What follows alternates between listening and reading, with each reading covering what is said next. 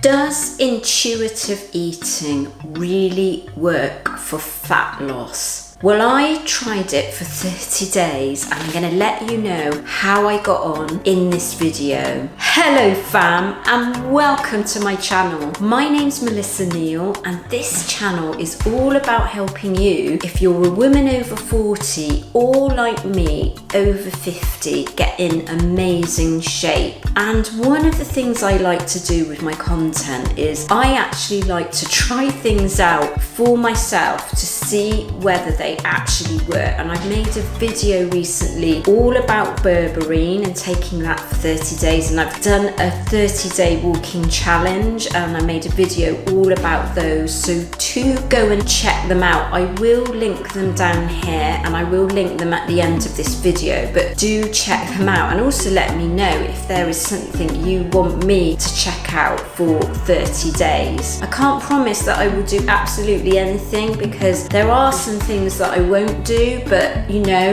give it a try. Do actually comment and let me know. Now, this one is probably quite an easy challenge, isn't it? Eating intuitively for 30 days. Full disclosure, I actually did not believe in intuitive eating before I started this challenge, because what I will say is the scale, that's not the scale where you weigh yourself. The scale where you weigh your food has been my absolute friend for over the last 4 years, and MyFitnessPal. I pretty much throughout that time, even when I actually went into a calorie surplus, would be weighing my food. Even when I'm on maintenance calories, I'm weighing my food unless I go away. But I went away recently and I actually don't ever weigh my food out when I go away, and I went away on a vacation, on a break with my family, and didn't take the scales with me and decided to just eat intuitively. And what I found is it was actually quite a welcome break from weighing my food. I quite enjoyed it, and what I did do is actually listening to my hunger cues and thought, I'm not actually going to starve or deprive myself. I'm actually going to eat if I feel hungry. And I had sort of strange things like snacks in the evening, which were kind of things like eating a bowl of oats and that sort of thing, really, which I never normally do. So I thought, well, I feel quite good doing this. I'm going to give it a try and do it when I get home. So what is intuitive eating exactly? Well, some of the principles are ditching diet mentality. So there's like no good foods, there's no bad foods, you know, no foods are sort of off limits really. It's recognizing hunger. So it's about not actually going hungry, but understanding the difference between hunger and when you might eat because you're stressed, bored, or other things. So it's about looking for other things to cope with those feelings that might have caused you to overeat in the past. It's about making peace with food. So it's like improving your relationship with food, but actually understanding when you're full. So having cues for hunger and cues for fullness. So those are the basic principles. And what I would say is my attitude about intuitive eating has always been, well, if I intuitively eat, I'm just going to intuitively eat more food and overeat because that's the way that I saw it. However, when I actually came back from vacation, what I realized, I thought it's actually, there is a way of actually incorporating it into my lifestyle. So I still want to eat plenty of protein. So I was still continuing to do that. But because I've tracked my food before and I understand how much protein I need to be eating through the day, just visually knowing what that means and how many meals that means, I stuck to the similar sort of routine that I did before because I kind of feel comfortable with that. That's my regular habit and that's what I do, which is eating like 4 to 5 meals or snacks a day, and you know, they're quite heavily protein based. But what I didn't do was weigh out my food, so I still kind of ate a healthy whole foods diet, you know, avoiding things like sugar, because you know, if I'm intuitive about sugar, actually what that does is it kind of messes up my system, it messes up my digestion, And you know, I don't like to eat processed foods anyway in the main, so that's not difficult for me. So it's mainly a healthy whole foods diet that's high in protein. So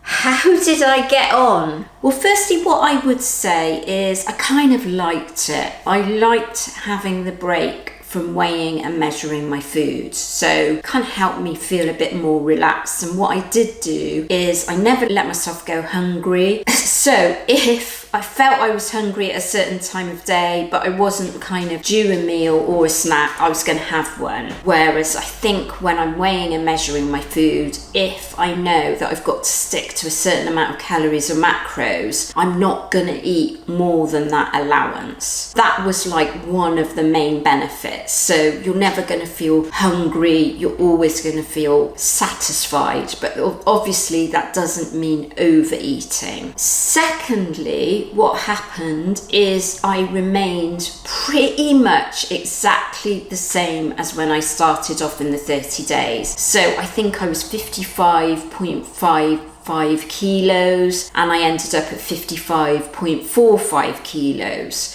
So it's like hardly any difference. And that's about 121 pounds. My measurements also stayed the same. So it was like a 26.5-inch waist, ended up at a 26.5-inch waist, 37.5-inch hip. Actually, that went up slightly to 38 inches, but it's not enough to make it seem really significant or anything. And sometimes what can happen is the tape measure doesn't quite sort of catch it in the same place. So I feel like my clothes and that fit exactly the same. I kind of look the same. So for me, to a certain extent, that is success because I didn't actually gain weight. I didn't put on body fat. I've kind of remained as I was, even though I was eating intuitively. Now, I have to say, I wasn't really kind of going and eating donuts or, you know, that kind of thing. What I was trying to do was fuel my body with what I believe it needs for my routine, my exercise routine and everything else. I actually wasn't able to do all the walking that I'd previously been doing on my 30-day walking challenge because I've actually injured my ankle. So I've been off walking really for a couple of weeks now, but just building that back in. So that could have had the potential, because I wasn't being as active, to have sort of gained some weight. So for me, that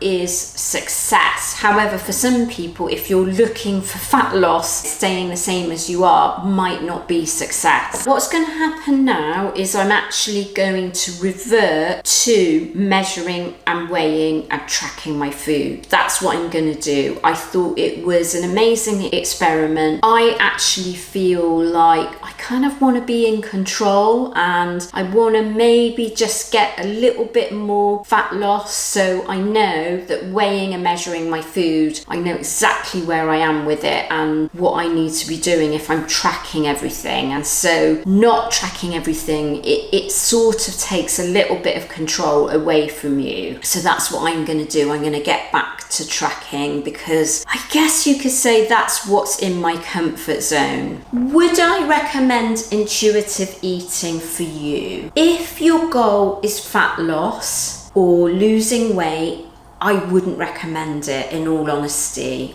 I don't think it really works because I believe women over 40, you actually really need to get very, very precise about what you're eating to see results. In my experience and my experience of working with thousands of women that I've seen through my program, I just know that losing fat at this stage in life is really, really difficult. And so when you get really precise about eating, and that's weighing, that's tracking your food, you will see results by doing that. So if you're watching this and you're sort of thinking, I don't actually weigh, I don't track my food and I'm not seeing results, that would be, for me, my first recommendation that I would ask you to look at is start doing that. I've made a video all about that. I'm going to link it here and I'm going to link it at the end of this video and I'm going to link it in the description. I've actually made a video on how to set up your calories and your your macros and start tracking them. That is really, for me, the foundation of everything when it comes to weight loss. And it's either that or it's eating from a meal plan. And I do have meal plans on my programs that you can follow. So actually what you do is you select a meal out of several different options for breakfast, lunch, dinner and snacks. And that kind of makes it easier, but you still do need to weigh out your food. Now, the only category of people that I think intuitive eating could work for are people like me, where you've kind of hit your goal and you're happy where you are and you don't want to lose any more body fat and you don't want to put on any more body fat. If you feel you're okay and you can be in control,